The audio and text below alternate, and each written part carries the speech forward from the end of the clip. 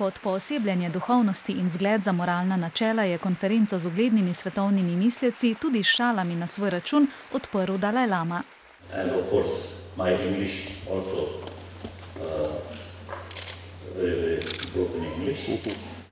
Predavatelji različnih znanstvenih ved so predvsem poudarili, kako lahko njihova področja pripomorejo k razvoju višje ravni kulture bivanja.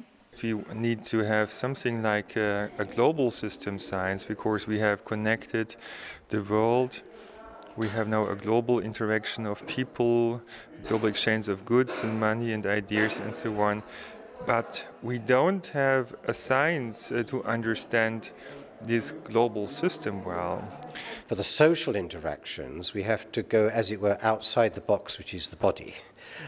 So biology isn't the final answer by any means. Biology in its new form of a systems approach can be more sensitive. Mnoga njihova proučevanja imajo neposreden vpliv na ljudi, čeprav se kdaj to na prvi pogled ne zdi.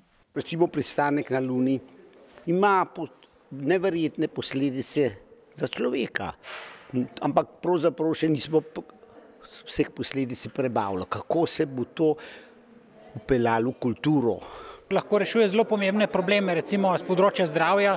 Pokazal bom primer z področja energije, varovanja okolja in nenazadnje tudi razumevanja tega. Zato, ker ideja sintezne biologije, da poskušamo nekako z inženirskega pristopa zgraditi biološke sisteme. Do petka se bo zvrstilo še nekaj uglednih predavateljev, med njimi tudi Nobelov nagrajenec za mir Muhamed Yunus in za kemijo Jean-Marie Lehn.